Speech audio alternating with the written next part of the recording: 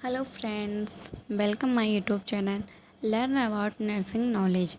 Friend, आज का जो हमारा टॉपिक है वो है पोजीशनिंग। जो स्टूडेंट जीएनएम फर्स्ट या सेकंड कर रहे हैं उनके लिए काफ़ी हेल्पफुल वीडियो है।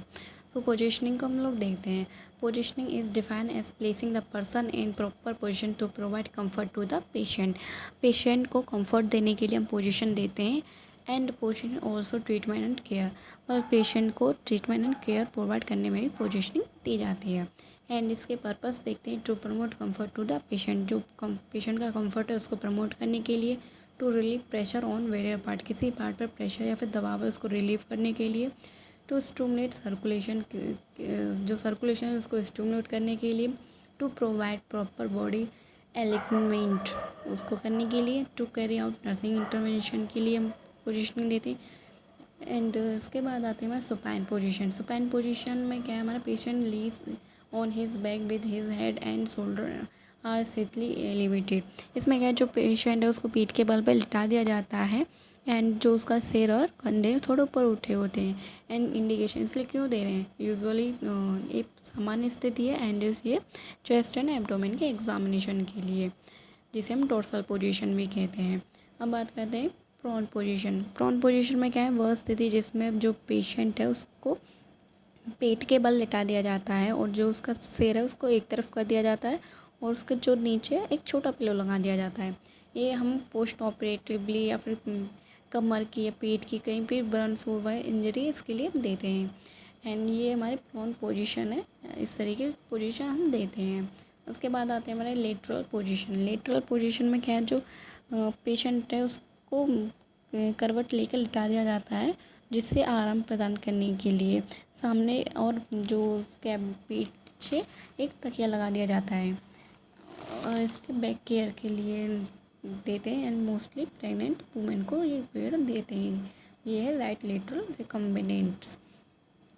एंड इसके बाद आती है लेथोटमी पोजीशन। लेथोटमी पोजीशन हम लोग फीमेल्स को देते हैं जो वेजाइनल एग्जामिनेशन के लिए, या फिर कोई वेजाइनल सर्जरी हो रही है उसके लिए, या फिर कोई वेजाइनल डिलीवरी है नॉर्मल, उसके लिए हम लेथोटमी पोजीशन देते हैं वुमेन्स को।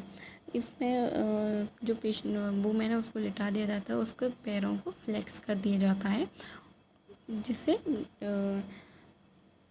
लेथोटमी पोजीशन में जैसे ये जो पोजीशन है इस तरीके की लेथोटमी पोजीशन होती है।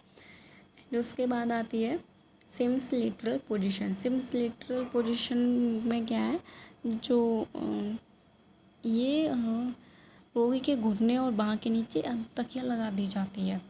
ये लेटरल पोजीशन की तरह होती है। इट इज़ इसके जो यूज़ है वो अनकॉन्शियस पेशेंट होता है उसके लिए यूज़ करते हैं, या फिर रेक्टल एग्जामिनेशन के लिए इस पोजीशन को यूज़ करते हैं, जैसे आप इस इमेज में देख रहे हो। ये सिम्स पोजीशन है। इसके बाद आती है हमारी फॉलर्स पोजीशन। फॉलर्स पोजीशन में क्या है हमारा, यह जैसे हम लोग बैठते हैं ना उस तरीके की पोजीशन होती है, जो तकिए के सहारे ऊपर उठा दिया जाता है। 45 डिग्री के कोण पर एंगल बनाते हैं, उसे फॉलर पोजीशन कहते हैं।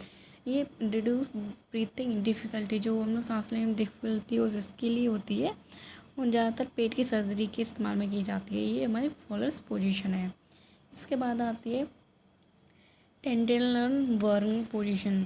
ये इसमें क्या है, इस स्थिति में रोगी अपनी पीठ के बल लेट जाता है, उसका सिर नीचे है और जो पैर है उसका 45 डिग्री के ऊपर होता है।